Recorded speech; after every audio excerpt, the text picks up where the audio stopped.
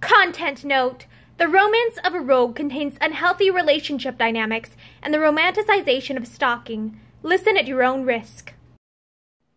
Hi, I'm Morgan, and today I'm excited to read to you from The Romance of a Rogue by Ruby M. Ayres. Chapter 9. Beauty and I always give ourselves the privilege of an extra hour in bed on Sunday morning, Christopher said sententiously. He was lying back on his pillow, watching Bruce Lowry grilling sausages over the small gas ring in the fender. 6 days shalt thou labor, Bruce quoted with a smile. I say, how do you know when these fellows are cooked? Christopher raised himself a little and glanced at the contents of the frying pan. I should say that the moment has already arrived, he said with a touch of sarcasm in his voice. I suppose you have never been called upon to cook breakfast before? Never. Bruce rose, the frying pan in one hand, and stood looking ruefully down at its contents.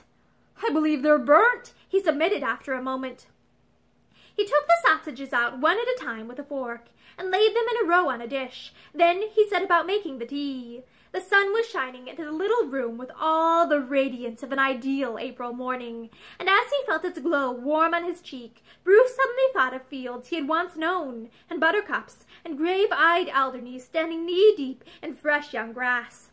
He stopped for a moment in his clumsy task of laying the cloth, and looked towards the window.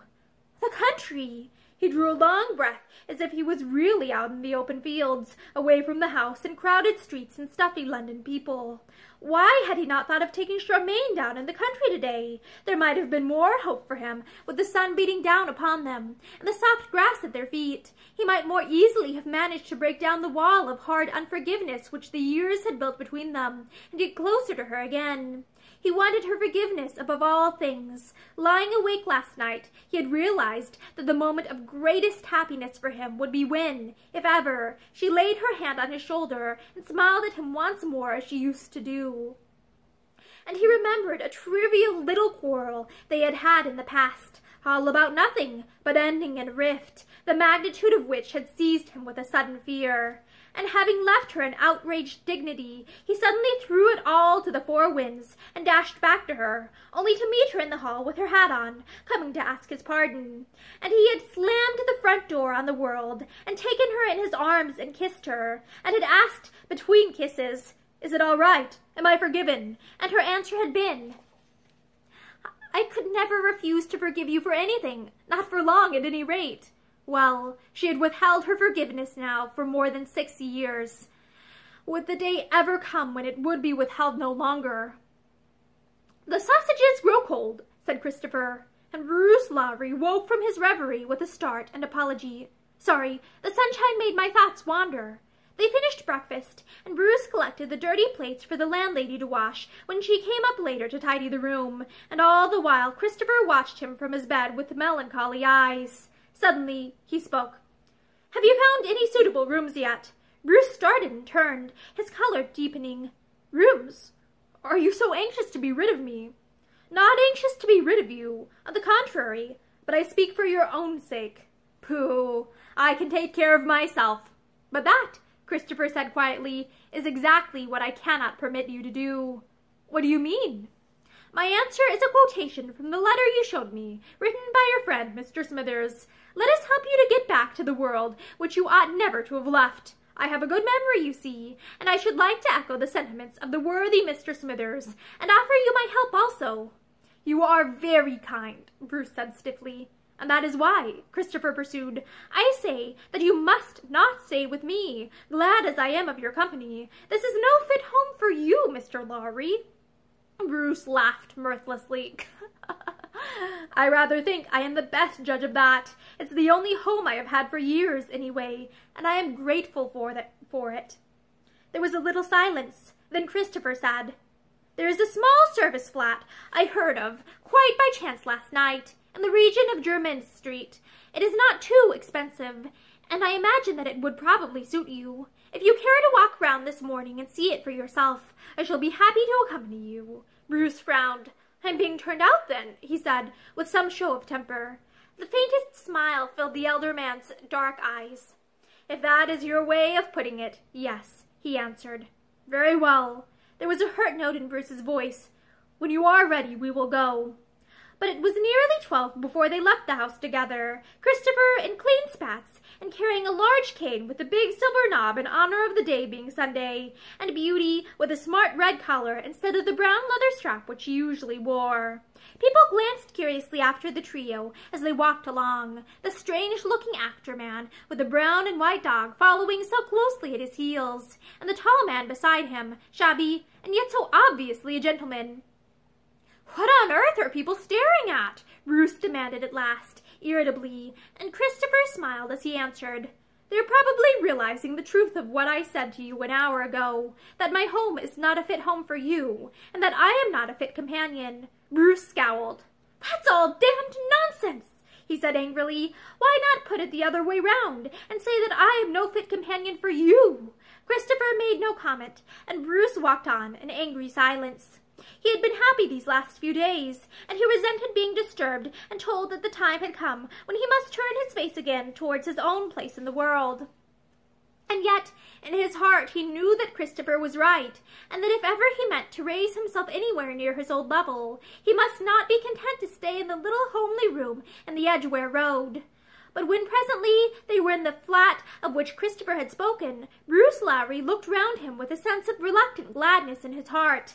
It was as if he stood once more on the threshold of things to which he rightfully belonged. The rooms were well furnished, obviously to the taste of a cultured man. There were many books and a few good etchings, a soft blue carpet on the sitting-room floor, and many luxurious appointments in the bedroom. He did not know that Christopher was watching him with a humorous smile which was faintly tinged with sadness, a smile which turned to an almost boyish laugh of delight when Bruce said suddenly, "I'll take it!" He had not asked the price, or any conditions. He was as excited as a child with a new toy. Already in his mind he had planned little alterations and improvements. He could already feel himself at home in the comfortable apartment. They finished business with the housekeeper and walked away. "We're going to lunch out today and celebrate," Bruce said. "You and Beauty are my guests." "Nonsense! I won't hear a word." Christopher had raised a half-hearted excuse about having ordered 2 cuts from the landlady's Sunday joint, but he allowed himself to be easily overruled, and they went into a Soho restaurant.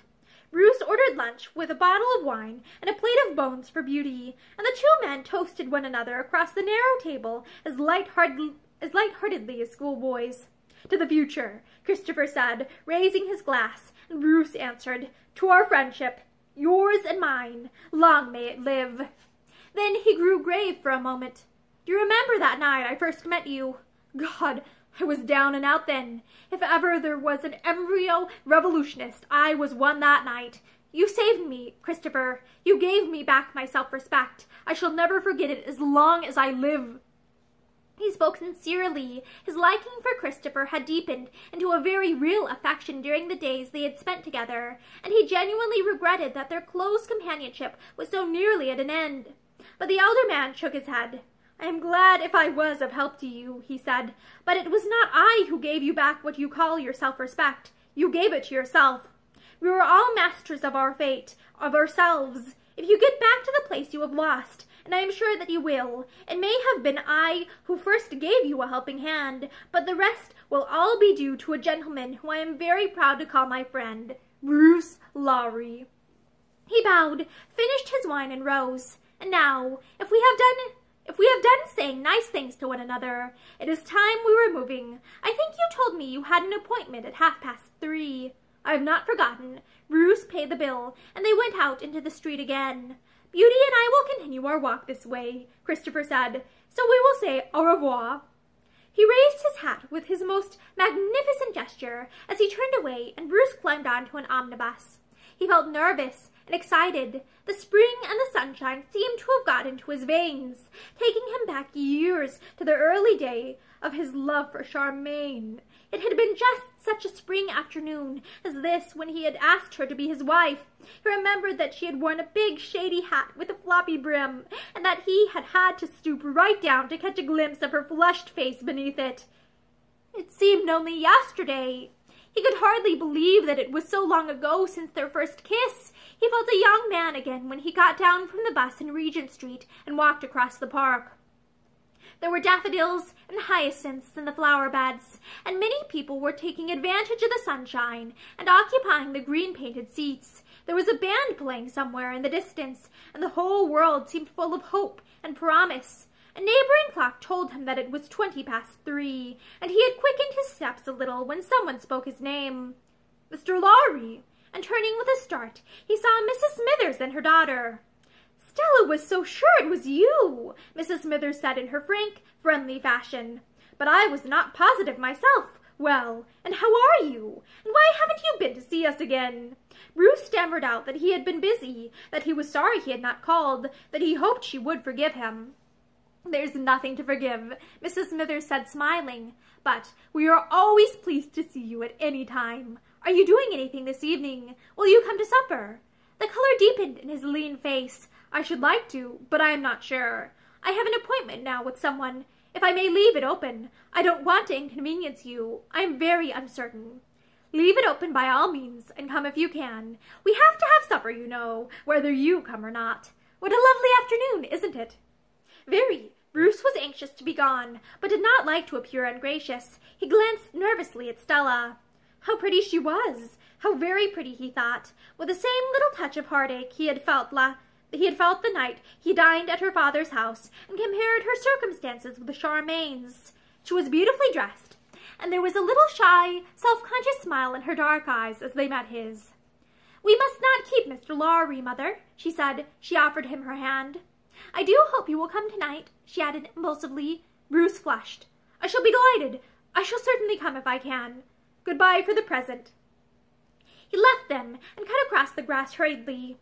He had no intention of going to the Smithers. There was an eager plan in his mind that he would ask Charmian to spend the evening with him. They could have supper somewhere, and then he would see her home. He looked for her eagerly in the face of every woman he passed. Perhaps she would walk this way to meet him, but he reached the other side of the park without seeing her. It was just after the half-hour then, and he went out into Piccadilly and paced up and down restlessly. She had always been very punctual, but today he was prepared to be kept waiting. He was beginning to understand her attitude towards him, and to realize that to win his fight he must have patience, unending patience. But at 3:45 she had not come. At 4 o'clock there was still no sign of her. The sun began to fade, and a chill breeze arose. Presently, raindrops fell, and people deserted the park and hurried home. But still, Bruce waited patiently.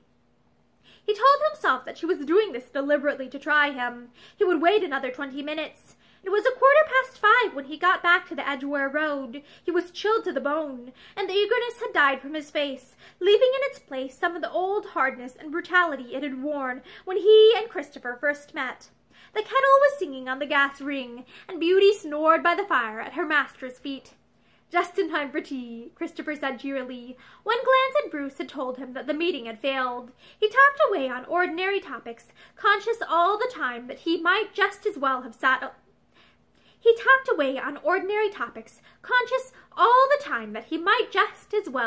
silent, till Bruce said abruptly, She did not come. Christopher looked at him and away again. She was prevented, perhaps, he hazarded. Bruce laughed bitterly. She did not mean to come. I might have guessed it. Tomorrow you will see her, and she will explain, Christopher urged, but Bruce would not agree. She did not mean to come, he said again obstinately, and he thought suddenly of the shy smile in Stella Smithers's pretty eyes. At 6 o'clock he rose. I'm going to supper with the Smithers, he said casually. Christopher made no answer, and Bruce said sharply, Did you hear what I said? Yes. There was an eloquent silence. Then Bruce walked to the door and flung it open, hesitated, and came back. Sorry, Christopher, he said shamefacedly. Christopher smiled. My dear boy, I understand. I understand perfectly, he answered. And that is the end of Chapter 9 of The Romance of a Rogue by Ruby Ayres. Thank you for listening to this chapter with me, and I hope you return soon for the next one. Have a great day. Bye!